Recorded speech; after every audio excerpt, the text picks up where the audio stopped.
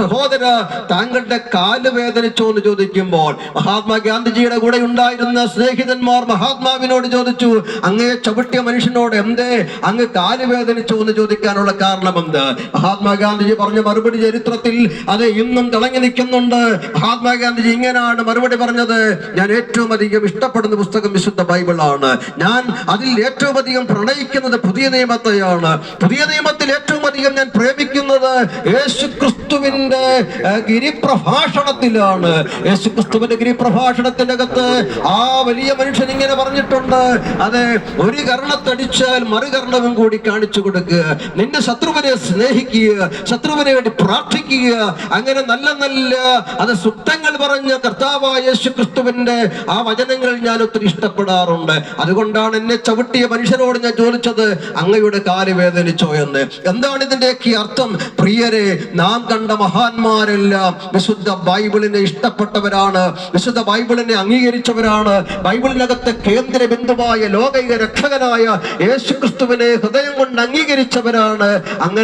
അങ്ങനെ പറയുമ്പോൾ ഇത് അംഗീകരിക്കാൻ കഴിയാതിരുന്ന ഒട്ടനവധി മഹാന്മാരും ഉലകത്തിൽ ഉണ്ടായിട്ടുണ്ട്. 18ാം നൂറ്റാണ്ടിൽ ജീവിച്ചിരുന്ന വോൾട്ടയർ എന്ന് പറയുന്ന മഹാനായ ഒരു മനുഷ്യനുണ്ടായിരുന്നു. അദ്ദേഹം ഈ ബൈബിളിനെ അംഗീകരിച്ചില്ല, ബൈബിളിനെ ഇഷ്ടപ്പെട്ടില്ല. അദ്ദേഹം ഒരു പുസ്തകം എഴുതിക്കൊണ്ടിരിക്കുമ്പോൾ അദ്ദേഹം ലോകത്തോട് പറയുന്നു, ഞാൻ എഴുതിയ പുസ്തകം പൂർത്തീകരിച്ച് ഇവിടുത്തെ വിപണിയിൽ വന്നാൽ ഇവിടുത്തെ ബൈബിൾ ചവിട്ടുകൊറ്റയിലേക്ക് മാറ്റപ്പെടുമെന്ന് 18ാം നൂറ്റാണ്ടിൽ ജീവിച്ചിരുന്ന വോൾട്ടയർ ഈ ലോകത്തോട് പ്രഖ്യാപനം നടത്തി. വോൾട്ടയർ എഴുതിയ പുസ്തകം പൂർത്തീകരിച്ച് വിപണിയിൽ വന്നു, പക്ഷെ ബൈബിൾ ചവിട്ടുകൊറ്റയിലേക്ക് പോയിട്ടില്ല. ബൈബിൾ ഇന്നും അതിന്റെ യാത്ര ചെയ്തുകൊണ്ടിരിക്കുകയാണ്.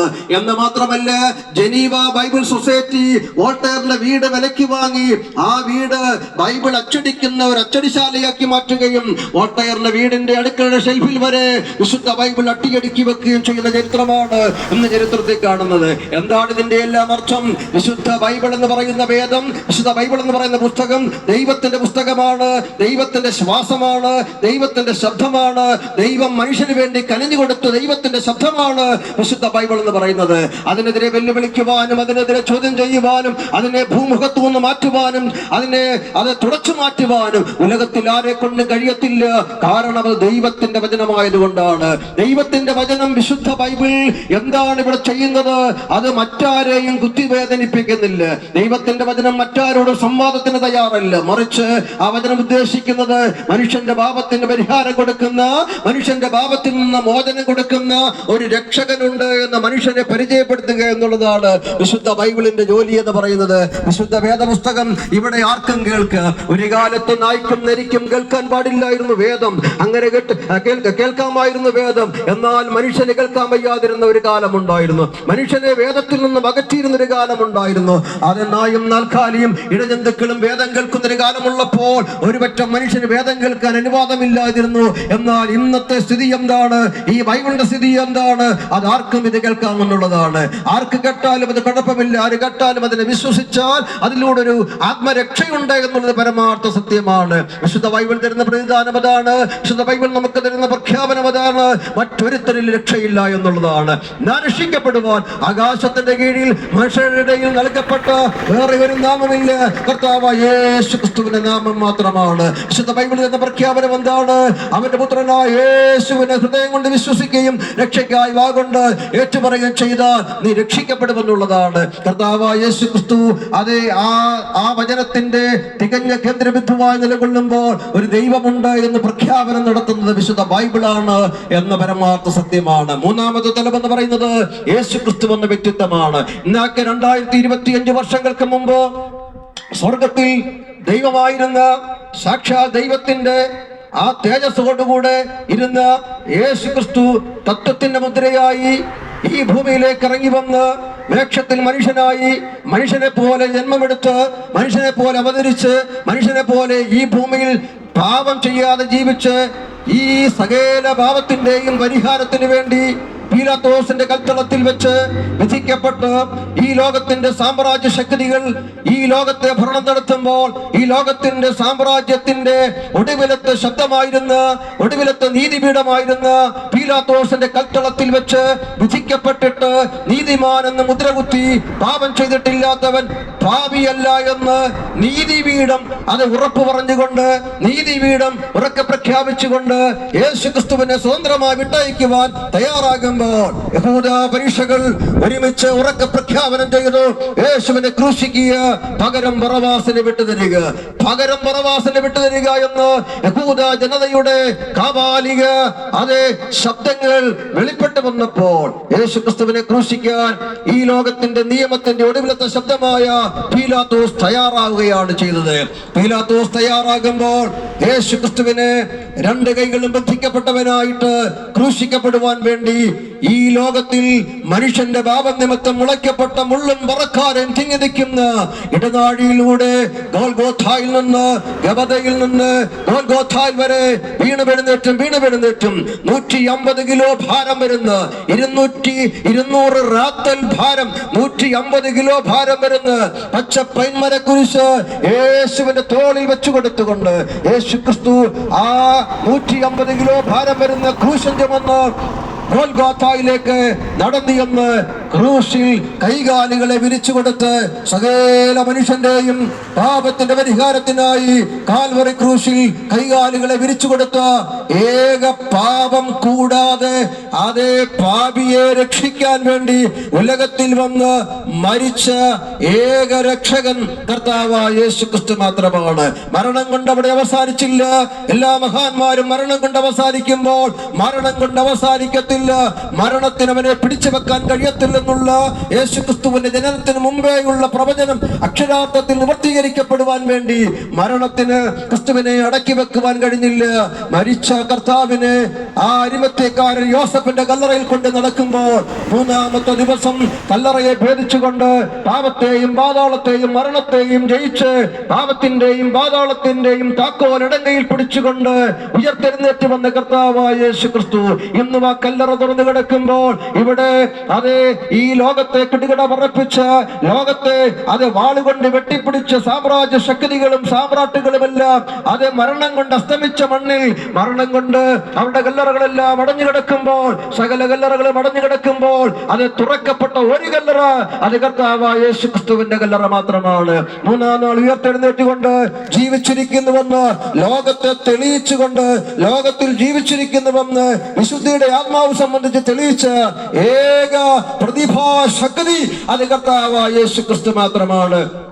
അങ്ങനെ ഉയർത്തെഴുന്നേറ്റ കർത്താവായ യേശുക്രിസ്തു മനുഷ്യന് പ്രത്യക്ഷമായി. ഇവിടെ ഒരു സത്യം ഞങ്ങൾ ഉറക്കെ പറയുന്നു, ഈ കർത്താവായ യേശുക്രിസ്തു ഉയർത്തെഴുന്നേൽക്കുമ്പോൾ അത് നിങ്ങളിൽ ആർക്ക് എന്റെ പാപത്തെ കുറിച്ച് ബോധം വരുത്താൻ കഴിയുമെന്നുള്ള യേശുവിന്റെ ആ ഇമ്പ ശബ്ദം അത് ഇന്നും ഈ പ്രപഞ്ചത്തിൽ അലയടിക്കുകയാണ്. അത് ഞങ്ങൾ ഏറ്റുചൊല്ലുന്നു.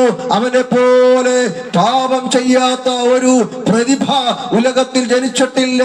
പാപിയെ സ്നേഹിക്കുകയും പാപത്തെ വെറുക്കുകയും പാപത്തിന് വേണ്ടി കാൽവറിയിൽ മരിക്കുകയും പാപത്തിന്റെ ആവശ്യത്തിന് വേണ്ടി കാൽവറിയിൽ മരിച്ചിട്ട് തനിക്ക് വേണ്ടി കാത്തിരിക്കുന്നവരുടെ രക്ഷയ്ക്കായി അത് ഇനിയും രണ്ടാമത് പാപം കൂടാതെ പ്രത്യക്ഷമാകാൻ കല്ലറയെ ഭേദിച്ചുകൊണ്ട് ഉയർത്തെഴുന്നേൽക്കുകയും ചെയ്തിട്ട് തന്റെ ശിഷ്യന്മാർ കാണുക സ്വർഗാരോഹണം ചെയ്ത ഏക പ്രതിഭാശക്തി അത് കർത്താവായ യേശുക്രിസ്തു മാത്രമാണ്. അതുകൊണ്ട് വിശുദ്ധ ബൈബിളിന്റെ തനതായ സത്യം ഞങ്ങൾ ഉറക്കെ പ്രഖ്യാപിക്കുന്നു. മറ്റൊരുത്തനിലും രക്ഷയില്ല. നാം രക്ഷിക്കപ്പെടുവാൻ ആകാശത്തിന്റെ കീഴിൽ മനുഷ്യരുടെ ഇടയിൽ നൽകപ്പെട്ട വേറെ ഒരു നാമവുമില്ല. യേശുവിന്റെ നാമം മാത്രമേ ഉള്ളൂ എന്ന് ഞങ്ങൾ ഉറക്കെ പ്രഖ്യാപിക്കുന്നു. ഈ ലോകം മുഴുവനും ആളുകൊണ്ട് വെട്ടിപ്പിടിക്കുവാൻ ഇറങ്ങിച്ചിരിച്ച സാമ്രാജ്യ ശക്തികൾ സാമ്രാട്ടുകൾ ഒത്തിരിയുണ്ട്. അതിൽ പ്രഗത്ഭനും അഗ്രഗണ്യനുമായിരുന്നു അലക്സാണ്ടർ എന്ന് പറയുന്ന മഹാനായ മനുഷ്യൻ.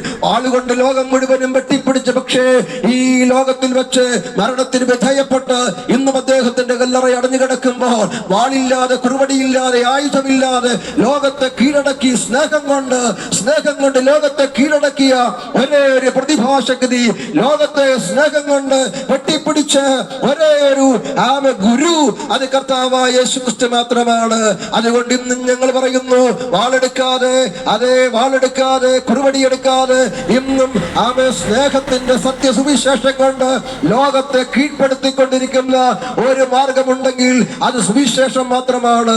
മറ്റു മാർഗങ്ങളെല്ലാം വാളുകൊണ്ടും കത്തികൊണ്ടും കടാര കൊണ്ടും അവരനെ അവരെ കൊന്നൊടുക്കിയും അവരെന്റെ ജീവനെടുത്തും ഇവിടെ സാമ്രാജ്യം സ്ഥാപിക്കാൻ തയ്യാറാകുമ്പോൾ സുവിശേഷത്തിന്റെ വക്താക്കൾക്ക് അത് ആമേ വാളില്ല, അവർക്ക് ആയുധമില്ല.